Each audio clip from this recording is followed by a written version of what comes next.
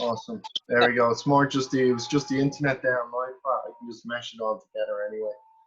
But yeah, so continuing on, man, continuing on, and stripping. So basically, Yeah. you were able to stand out. You were able to make your money, and that led into, I think, what people recognize you from initially was from the California thing. So what I'm curious about, like, how did that arise? Because there was no other Irish shows like that at the time. It was, No, and yeah, that was a crazy that was a crazy time, and it was a mental. Like I say, it really was like a dream most of the time. So basically, what happened with that was, the gym that I was in City West. And City West was a really, really good gym. Like, it started off as a hotel gym, yeah, but it evolved into a really good gym, because obviously they'd seen the need, and they just kept putting money into it. And like I say, and it ended up evolving. Started off as a hotel gym and evolved into a really good gym. But anyway, so I was going up to train one of the evenings, and there was a few lads queuing up to do some interviews. And I was kind of like, God, what's going on? Because I'd chat to everyone, and the girls at the reception, I said, oh, they're doing a TV show, and they're making a TV show. And I was like, oh, gas. So I went up and started doing my training, and then this girl had come up with a little clipboard, and she was like, dude, the girls downstairs said we should interview you. They said you have a good, an extraordinary job. And I was laughing. I was like, oh, yeah. Like, but I said, listen, I wouldn't be what you're looking for. At the time, I didn't really watch much TV anyway, because I was always working. Do you know what I mean? I'd be working on sites. I was an extremely busy person. I'd be on building sites Monday to Friday, and then once Friday, Friday, Saturday, Sunday. So that routine for like a couple of years. So didn't really watch much telly. So I said, listen, I'm probably not what you're looking for, and leave it at that. About an hour later, they said, listen, would you just do it with 5 minutes? And I was like, oh, what is it? What are you looking for? And they were like, oh, well, they'll tell you down at the interview. Do you know what I mean? So, but you had to do your interview in an office, and they wanted to record. They wanted to record you. Because obviously they were looking for people that ticked certain boxes for them. Do you know what I mean? And they wanted people that could be confident and speak as well, especially on camera. So I remember doing the interview, and they started telling me about the show. Oh, we're going to bring like 4 lads and 4 girls away, and you're going to be basically partying for 6 weeks, And I was like, oh, okay. But at the time, what going through my mind was like, God, I'm gonna lose out on loads of money here, like all the parties, So I said, listen, I'm probably. I remember saying to him, listen, I'm probably not going to be what you're looking for. I said, but I'll help you out if you want, because obviously I'm a stripper, and whatever lads you get, they're going to be the most confident lads you can imagine, I'd assume. yeah. But when you're sending them into a bar in the middle of Ballymun, and you tell them to take all their clothes off. So that might be a good episode. Do you know what I mean? And you really will see how confident they are, right? So they were kind of laughing. And then they were like, why don't you think you'd be good for the show? And I remember them saying to you, are you married or something? And I'm like, no. And they were like, Joe, do you have kids? And I was like, no kids. And they were like, oh, are you gay? I'm like, no. And then they were like, what is it? And I was like, well, I don't drink alcohol. Yeah. And they like sometimes, and I was like, no, like never. And so they were like, well, how flexible are you on that? I'm like, no, there's no flex on it. Like, that's just the way I am. I'm not gonna. You just said you want me to be myself, So, and that's cool. That's perfect. So I was like, okay. I said, well, listen, I'm gonna shoot back off now. But like I say, it might be a good episode if you want to bring the lads out with me some night, and you'll see how confident they are when you send them into the middle of a mad hens party. Do you know what I mean?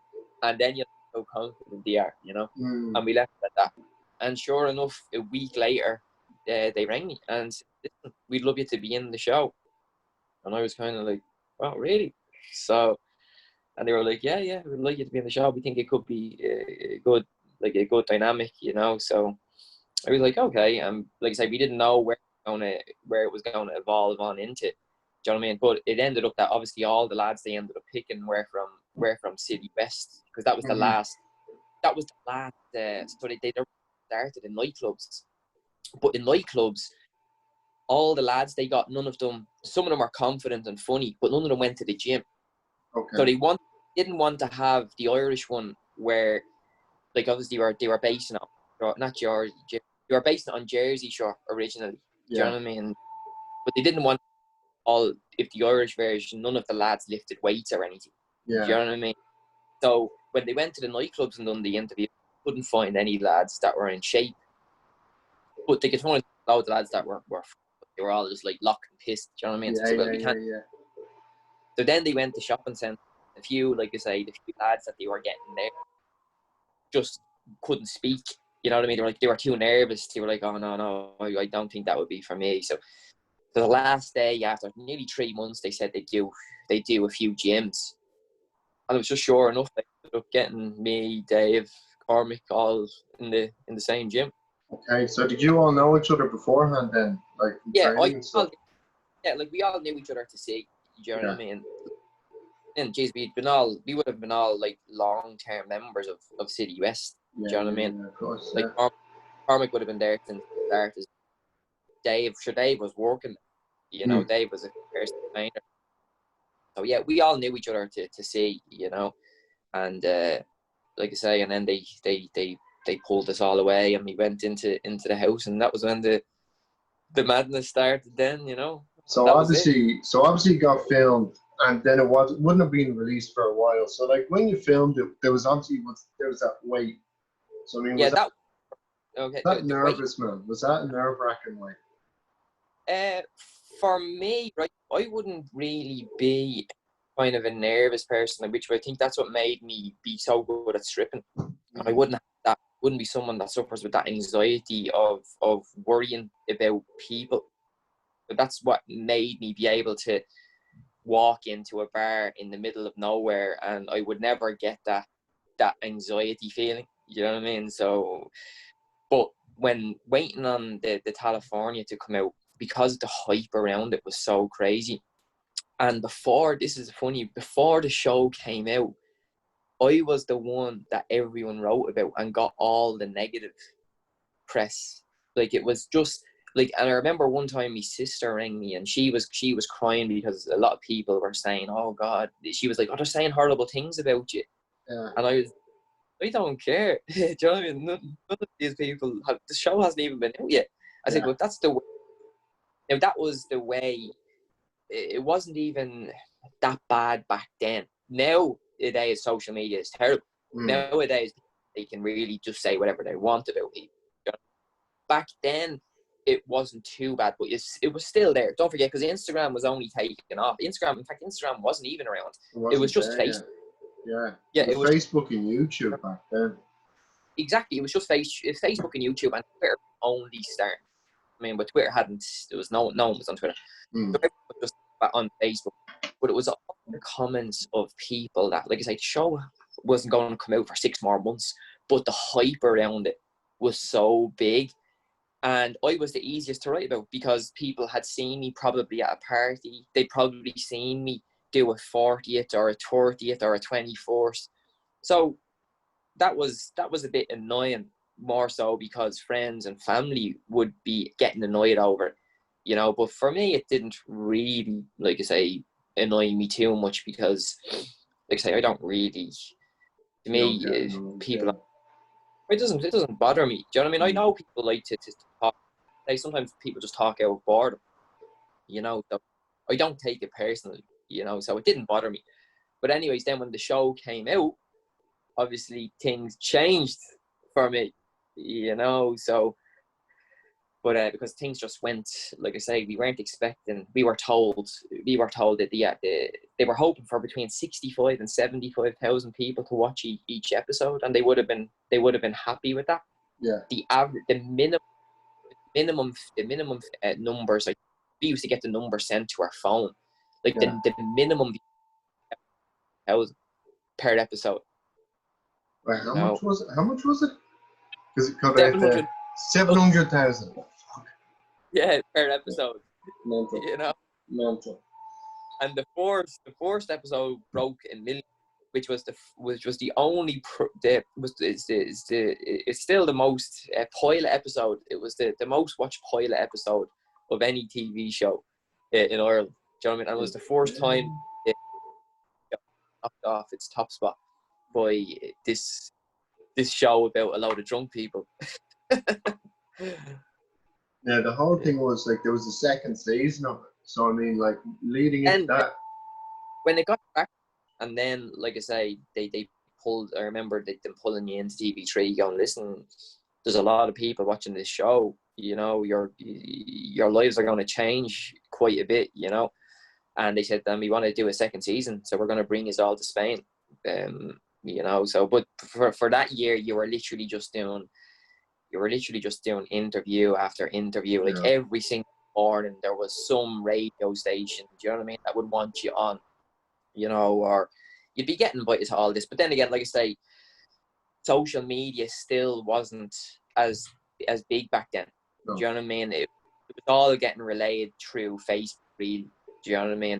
Plus, one good thing as well, that not like back then, there was people weren't doing club appearances. Like we were California, that cast, when we done the club appearances, that was when club appearances had started, and they started it.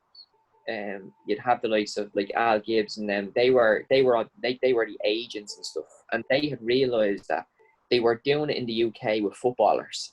Yeah. And the footballers were the first to kind of do meet and greets, but the footballers, they found that the people in the clubs, they couldn't really relate to them because they didn't really know them. They were just footballers. So then they decided to get reality stars in. And then all of a sudden, the club appearance was born. And that was it. The clubs were just lining up reality star after reality star.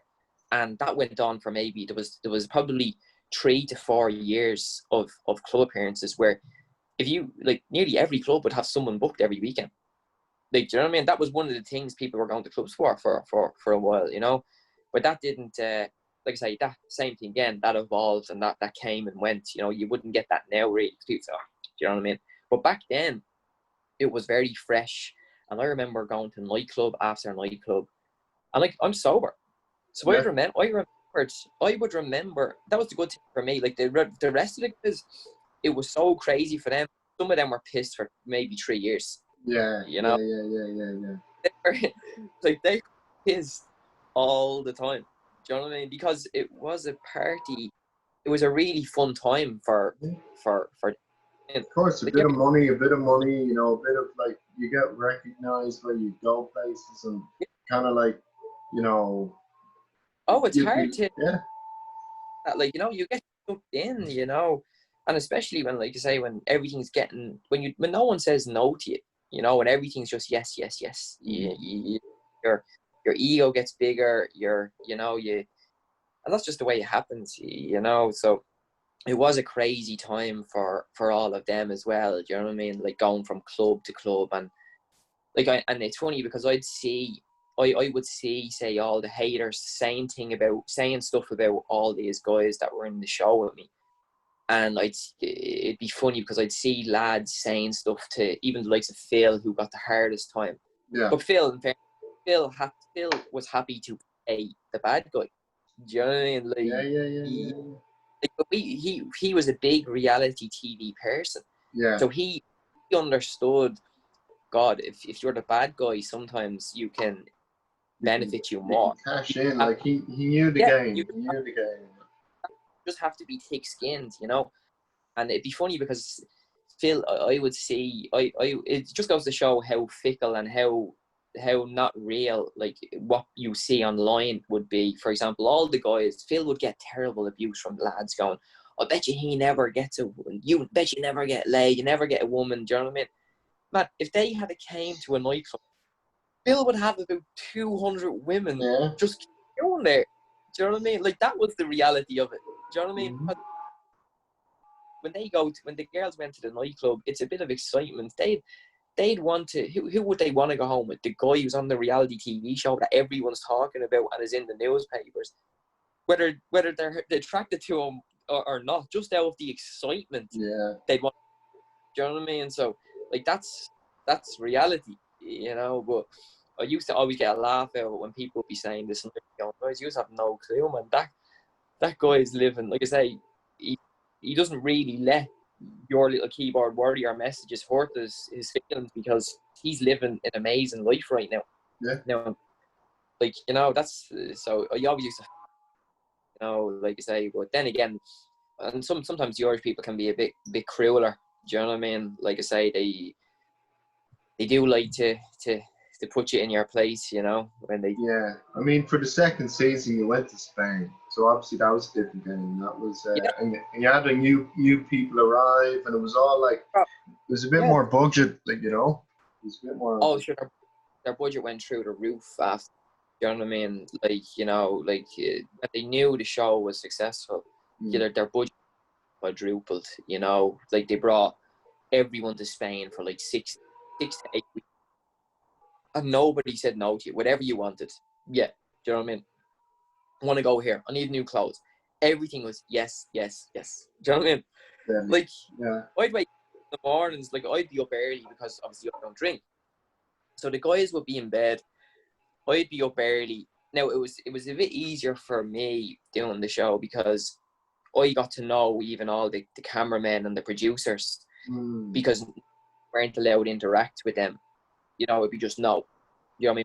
They didn't want was a scenario where one of the cast would get locked, say something had happened and there was a cameraman there. They didn't want someone to go, oh, well, Frenchie, you seen, do you know what I mean? So they always wanted to eliminate so that you just eventually just started to live as if all these guys are not there.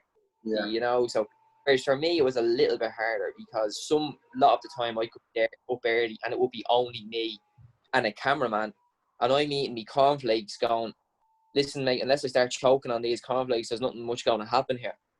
You know, so you'd end up just kind of chatting to them. Yeah, you know what of I mean? course. Yeah. So like for me it was easy. Plus after season 1, I think everyone's trying to find their way. Do you know what I mean? And everyone's trying to put their own stamp on it. And a lot of the lads, like I say, they were trying too hard almost to pull women to show that, oh, I can pull women. Yeah, you know there was a few scenes in the show I remember very well. Like, I mean, but the memes and everything that came from that, like all the parody videos, you were never in any of the like, you didn't partake in any of that stuff at all. Like, it was the other guys who did. Like, so I was like, because when I don't drink, so I'm always the way I am. Do you know what I mean? So yeah. But I didn't feel that need to pull a girl just to make other lads impressed. Yeah. Do you know what I mean? It was never like that. I never felt that pressure. Do you know what I mean? Because at the end of the day, I'd be kind of like, listen, I've stripped for 10 years. I know how to pull women. Yeah. Do you know what I mean? I don't have to show you I can pull women. Do you know what I mean? Yeah. So I never felt that pressure to go and showcase it. You know, that kind of way. Mm-hmm. And that actually made it a lot easier for me, even when I was doing season 2, because I was actually able to be relaxed. I could just go with the flow. No. Whereas sometimes the other guys, it felt like there was pressure on them to, like you say, to pull women because they built themselves up, you know, constantly saying, I'm gonna pull a woman, I'm gonna smash this board, I'm gonna smash her, I'm gonna, you know. Whereas I almost was just getting enjoyment out, man. Did he have to say that again? You know what I mean? Like, you know, and it meant that I could actually really enjoy it. You know, I remember sitting there, we'd be sitting by this pool, like, and it was actually even the house we were renting was Roberto Di Matteo's football. He was the footballer. It was his house we were staying in. Yeah. This thing had like 10 bedrooms on it, built on the side of a mountain.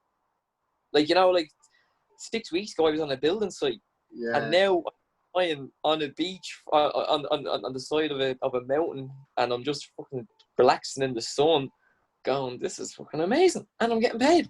Yeah. So for me, it was like, you know, it was a good experience, you know. And then you knew you had back to Ireland, and you knew you were going to have. And it was there in Spain that I was like, you know what? I'm not going back to a building site. I'm going to open a gym when I get back. Do you know what I mean? And that was from.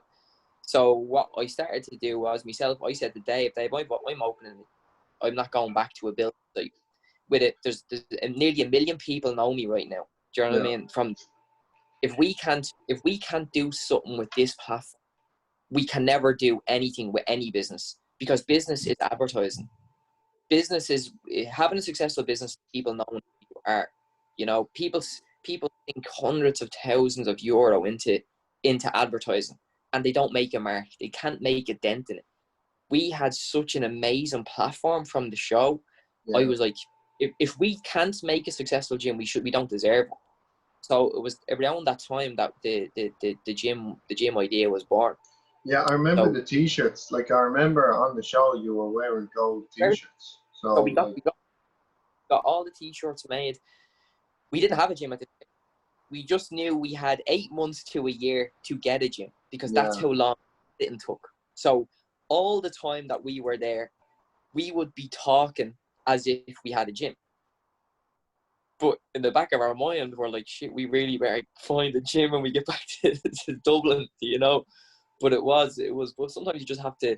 It was jump first, think later. Yeah, you know. Yeah. But how did you? But the thing is, like, how did you find the building? Because I actually remember the old gym that was there beforehand. That was my first gym. So I remember when that opened up, when you guys took over, I was like, okay, this has potential to be, something good.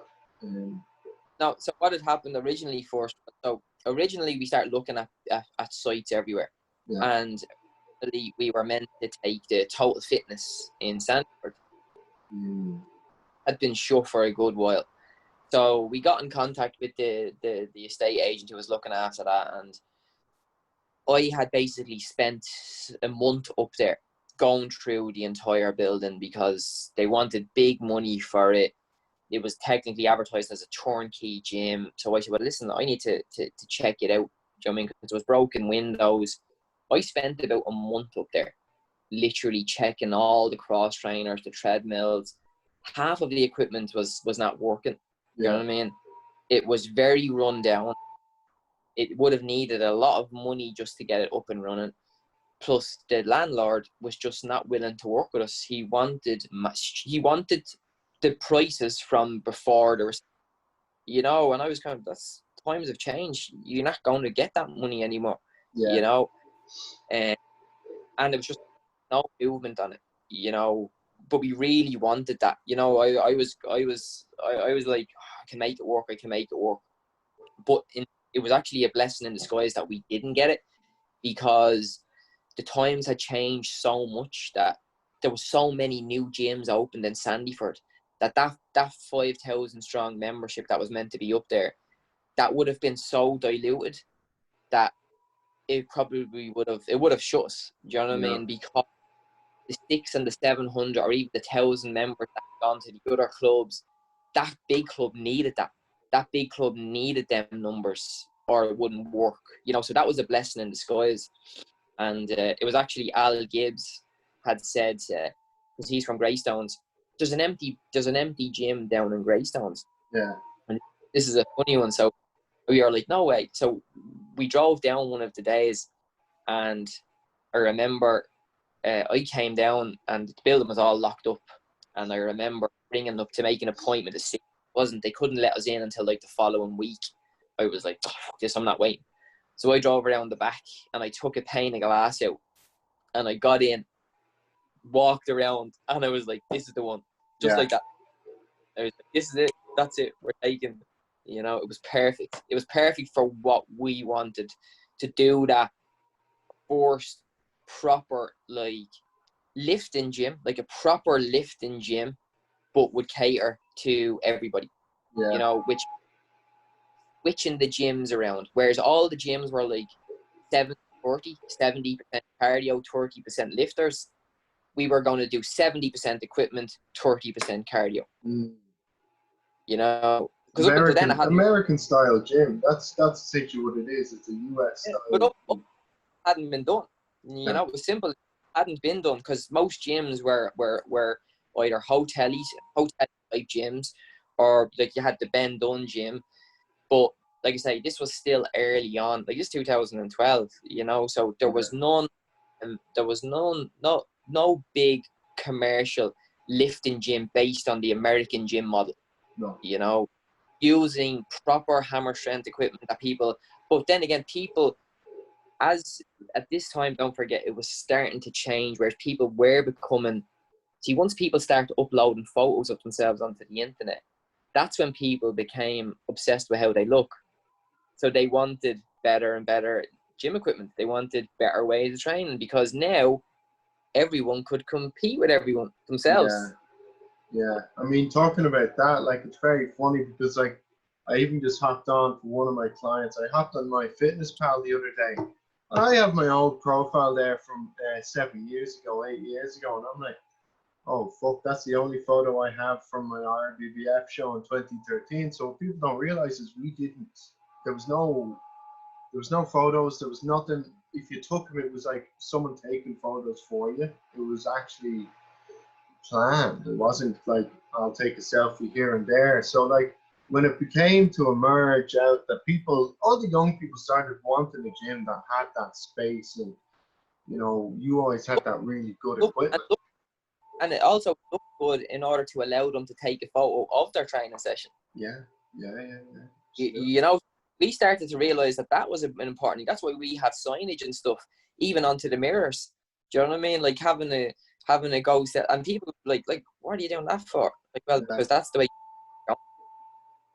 You know, like that's why in our bathrooms we do our bathroom, because people will spend 20 minutes getting that perfect pic in the bathroom. Yeah. You know, absolutely.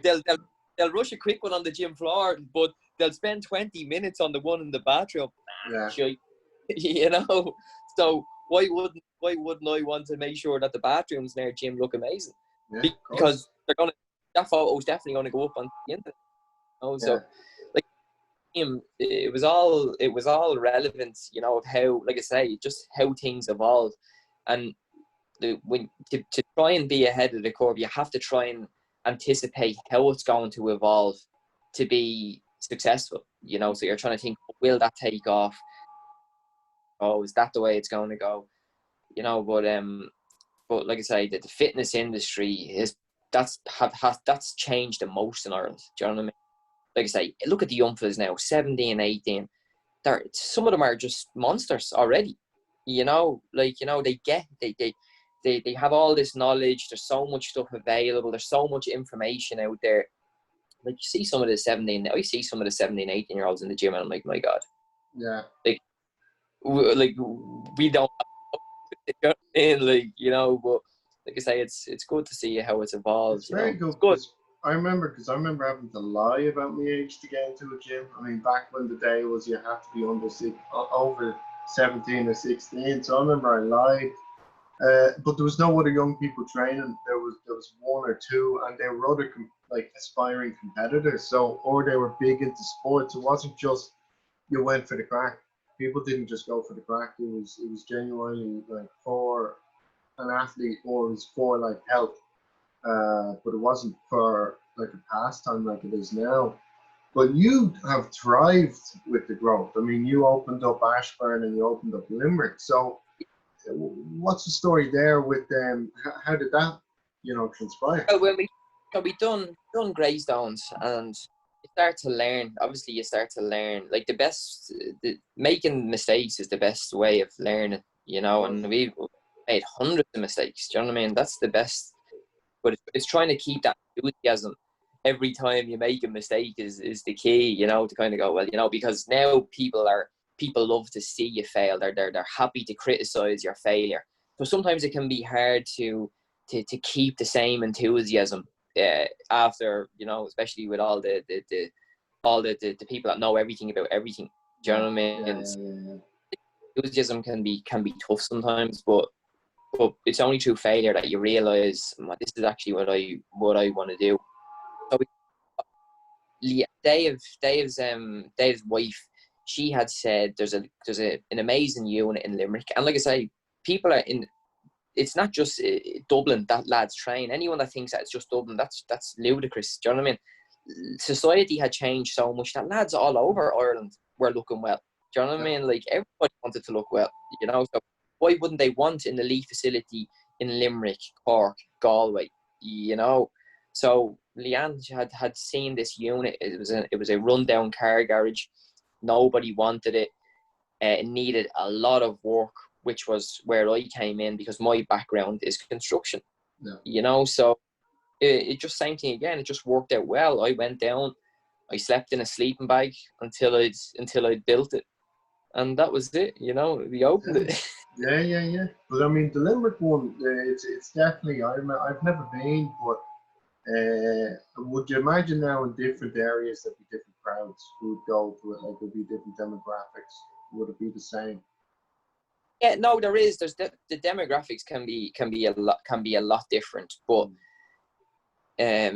like Limerick would be more, has really good equipment, but it would be geared more around like classes. Do you know what I mean? It has that little bit of an older demographic compared to, say, Limerick or sorry, to Greystones or Ashbourne. Do you know what I mean? So yeah, it's just trying to find out what works best in that gym. Like we quickly noticed in Limerick, after being only open 2 months, that it was going to become a class orientated gym. So we ended up knocking through to next door and building a bigger studio because we could already see that that's the way it was going.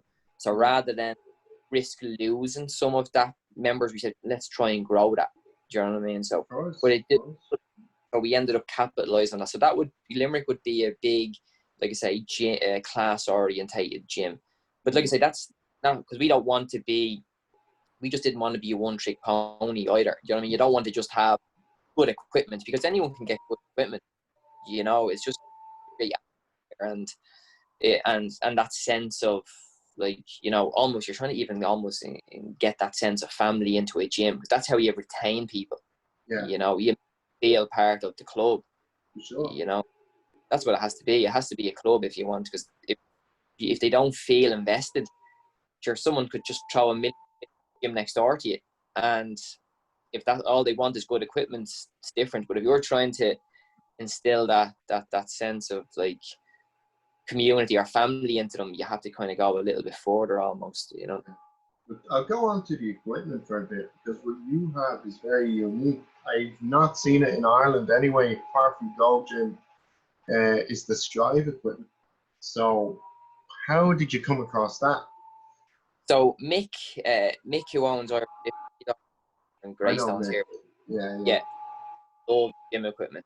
And the good thing about Mick is he's always in the States, you know, so he always seen there. I remember him sending me pictures of, God, you want to see the stuff I'm after getting? And I was like, no way, it looks amazing. And then sure enough, he would travel around hand picking. And like, you know, but that's his love. Do you know what I mean? He loves going around finding stuff that that doesn't come up. And then he puts it in a container and he'll drive it all the way back if he has to. Yeah. You know, so, and it's great to have that. It's great to have that around you as well. You know, to like make it so you're constantly evolving and getting better. You know. Mixed dead on though. I remember. Oh, geez, 8 years ago, I was helping him set up a protein supplement shop, and the pizza place, I think, was behind it or next door to it, burnt down. So like it was about to open. It was about a week from opening, and the place behind it burnt down. So obviously we had to clean it out. We just took a ton. We just said, "Oh, just take a ton of these gone off powders, and take a ton of the shirts," and then I just see him in Go Gym a good bit. But having that source for equipment definitely makes you stand out, because a lot of people just get generic stuff. But listen, one thing that we always do, and Dave is always saying it, is like, you know, you have to almost show people that you're reinvesting every year. Like every year we try and do up the gyms every year. So, and it's just to show people that, listen, we're constantly putting the money back into the club for you, you know. And that's one thing that we all do. For sure. I mean, the one in Greystones anyway has evolved from, it has what, 3 floors now? So it's like, Yeah, yeah. So it's like, what is it? CrossFit gym, main floor, yes, and then is it studios upstairs now, or what? yeah, Yeah. yeah. He goes upstairs now again. So yeah, it can be just like I say. It can be the Greystones is like it's like a house for me that'll never be finished. Yeah. I'm always like, Yeah. do this bit, I'll just do this bit, and then I'll just do this bit, and but the members love it, and they appreciate it.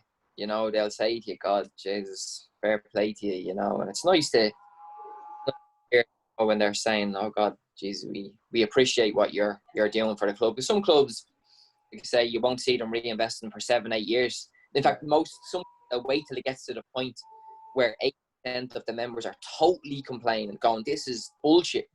Yeah. And then they'll, oh yeah, let's make it happen. That's usually the way it is. Yeah, it's usually in response. It's not being preemptive. Yeah, no, it's not reactive. It's not. They're just reacting. Yeah. They're not doing it off their own back. Do you know what I mean? It's usually just a reaction. Oh, we better. We better. They're piping up now. We better react. But like I say, for us in the gym industry, it's passion. Well, we love the gym. Like I love the gym. Dave loves the gym. Nick loves the gym. I think some business owners, they don't really love the gym. But I think that shows. I love going to other gyms, and I love it when I go to other gyms and I can see if the owner has an interest in fitness. Do you know what I mean? And sure. it can be apparent. It can stand out to you. Do you know what I mean? Oh, for sure. I mean, like where I'm working now, it's actually in City West. It's in Energy City West, and the owners of that chain, that franchise there, they train. They come in, and one of them shredded. I'm like, okay, this is a different business to the game I've been in for the last however long. Working in an industry now where people, it doesn't feel like a job. It still doesn't feel like a job. I'm getting paid to make people work out. Okay, fair enough. You know what I mean? Yeah. It's a different game. No, it is. And you'll always get that feeling when you go to some gyms that the owners are involved in fitness. Just most of the time, they're usually not. It's usually just an investment, It's the numbers for them. But I think what you can usually tell is apart from a gym that's owned by someone who is actually in love with fitness, you can see it. You can usually see it in the equipment. Usually, the equipment is a telltale sign whether the person's into it or not. Like some of the pieces that I buy here, I just buy for myself. Yeah. Because I really want that. Yeah. I'll be like, mate, yeah. Why? Oh, just man, I want it. All right then, come on. Have you got any room? We'll make room. What bits of kit would have been your go-to? Like, what did you pick for yourself? Well, let me see. What would I go for? Well, I love a good lat pull down. Do you know what I mean? Like Dave has gotten me a few nice lat pull. Dave has sourced a few nice lat pull downs because obviously chest exercises and stuff. They can be. People always go back to people with chest machines. It's hard to really outdo your dumbbells or your bench press. Do you know what I mean? Whereas I think a good lat pull down can be the winner for a back. Yeah, what people don't realize, like a lat pull down, it's not actually a straight up and down movement. It's more like a curve. So it's like the way trying to replicate that is hard. Yeah.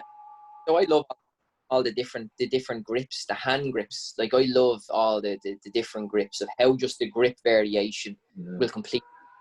Yeah.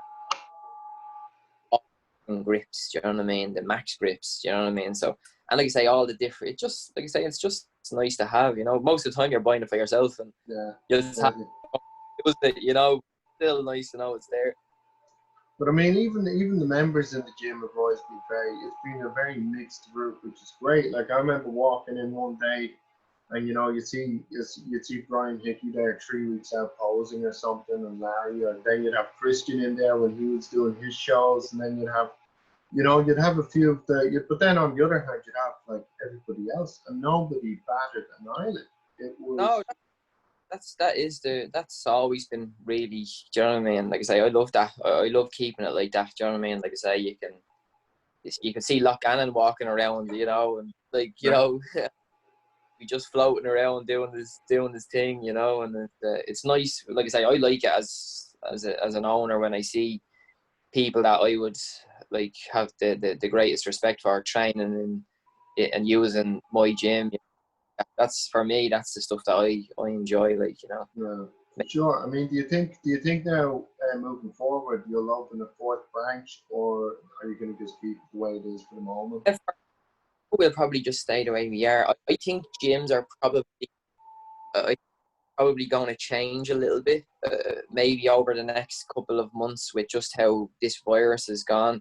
Yeah. You know, obviously shocked the world, but when stuff like this happens, you have to evolve. You have to decide, okay, how can I protect my business plan against this in the future?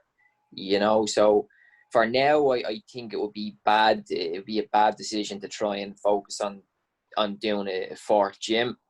You know, I think we'll be better off just, like I say, making your business as basically as bulletproof as possible in case something like this was to happen again.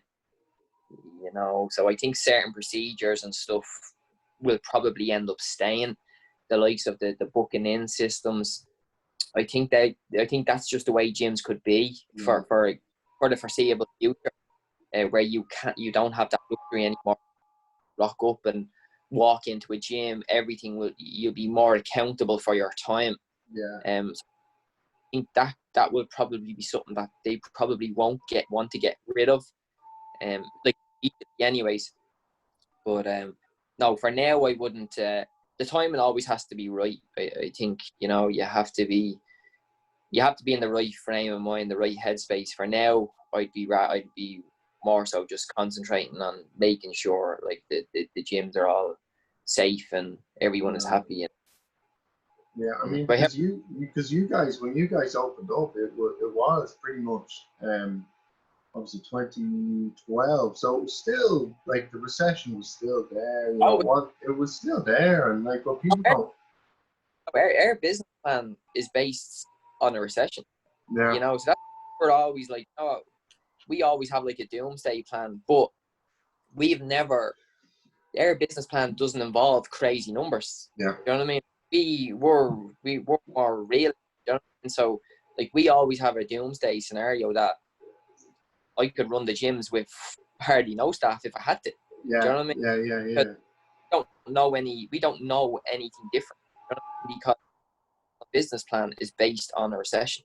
Yeah. So we only don't work on mad numbers, you know. So no, we wouldn't. Like I say, yeah, if it comes down to it, we'll open the gym and close it.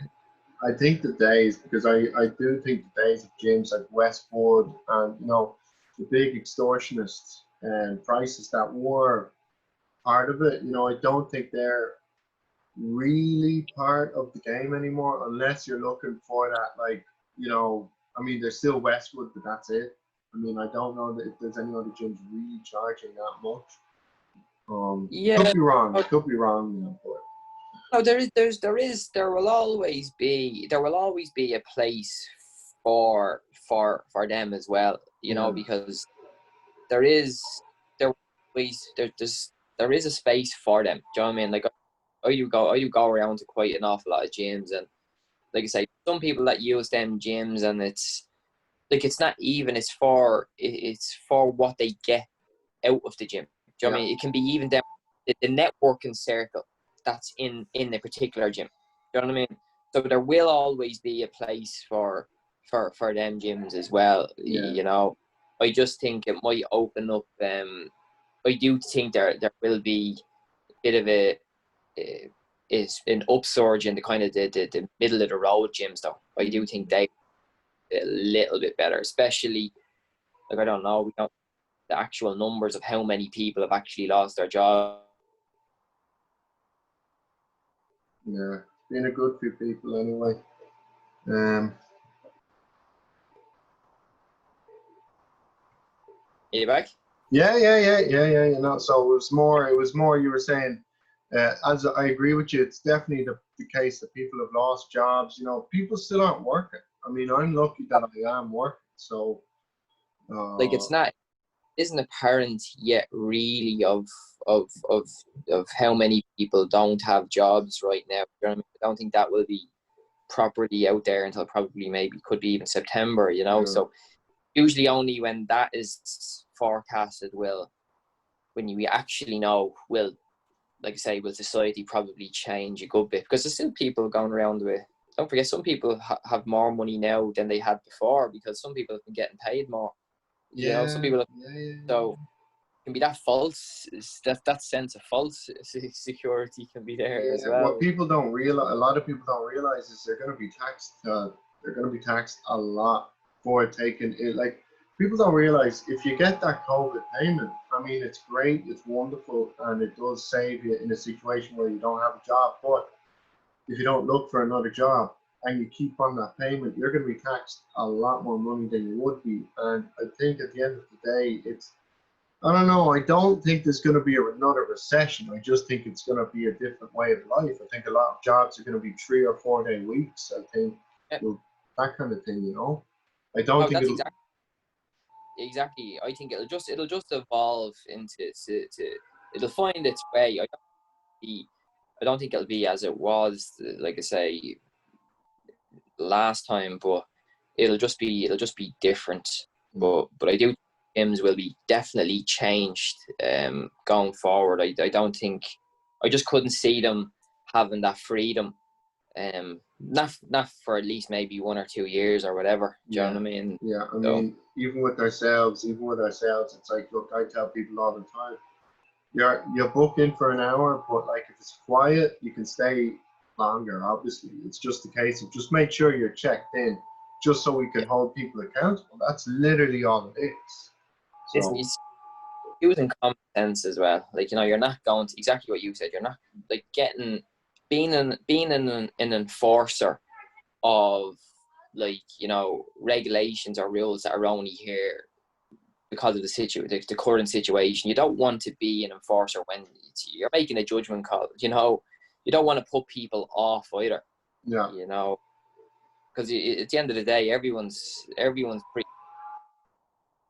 Like, some people are under so much stress that their only source of their only outlet can be the gym. is You know, people just like to spend 2 hours, 3 hours in the gym, and like for me or you'd probably say, what could you be doing for that? What could you be possibly doing for fucking 2 hours? But yeah, it could be what it's doing for that person's mental state that you don't know. Do you know what yeah, I mean?